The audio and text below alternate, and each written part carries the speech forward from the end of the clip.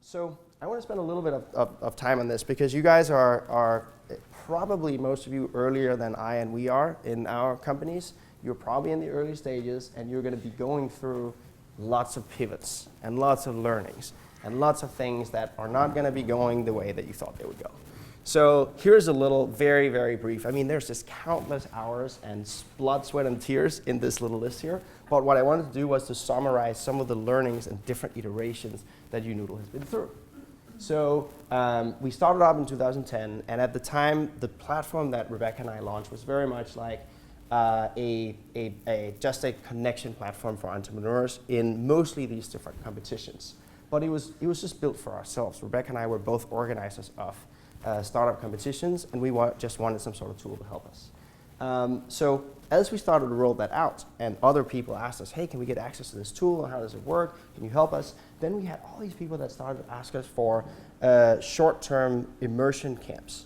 Like, for instance, we worked with a partner in Korea who said, well, I have like all these Korean students that would love to come over for a short period of time, just we're talking like a week or 2 weeks or something, just get a little bit of a feel for what happens in Silicon Valley. So we got all these requests, and we started a product that was essentially organizing these camps, as we called it. And it was really fun. It was fantastic to get these founders and startups over. And it's a little bit similar to this, but it was not quite like the educational program was not quite what it is here. It was more like just come over here and we'll try to make some introductions. It's really fun, and it actually paid our bills, but it was a huge distraction from trying to build a technology company. So we had to stop doing that. Can you imagine that? It's a small team, we're making money, and we have to stop doing it because we were not being true to what we actually set out to do. At that point, we could have chosen, okay, sure, this is actually working. We're just going to become a startup immersion camp company. That's entirely possible. But Rebecca and I said, no, we were here to build this global network of entrepreneurs, and this ended up just being a distraction. So that's now dead. That is no longer happening. It was fun, but it is no longer. Then we launched something called Wall. Now this was, so I'm the engineer in the company now. Obviously, luckily we have more, so we have better code now because I'm not writing it. But I had this little baby project.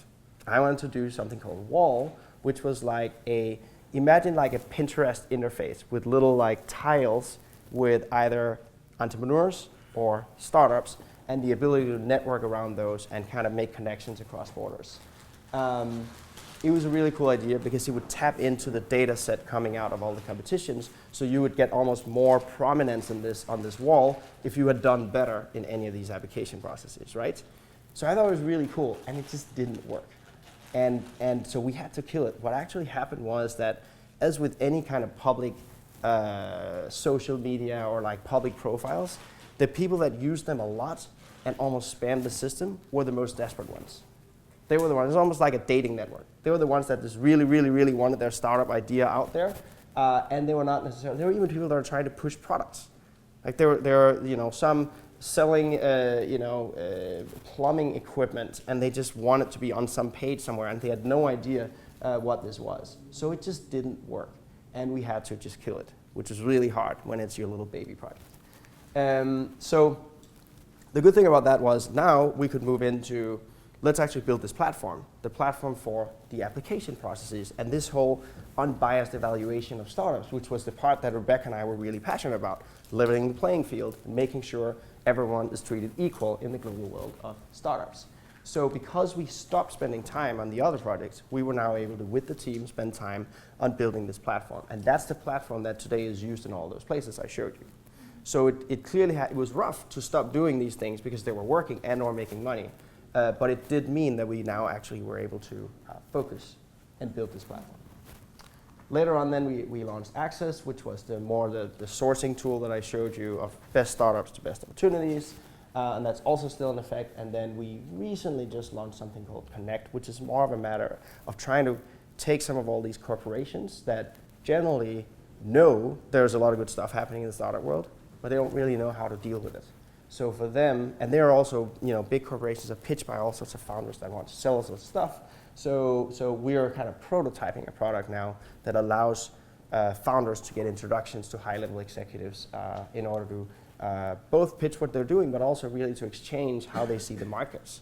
Because for these big corporations, that's often the problem. They don't really know what's happening, and then they don't see it before it's too late. And if they talk to founders early on, we're hoping that they're able to change how they do stuff, and hopefully, of course, start doing business with this founder or this company, right? So it's all, I wanted to share this because it's very much a growth process through all the people that have been around us as a founding team and as a company. It's been our investors, it's been our advisors, it's been our clients, our partners, our users, our families, co-workers. There have been so many people over time that gave us input to how to build this out.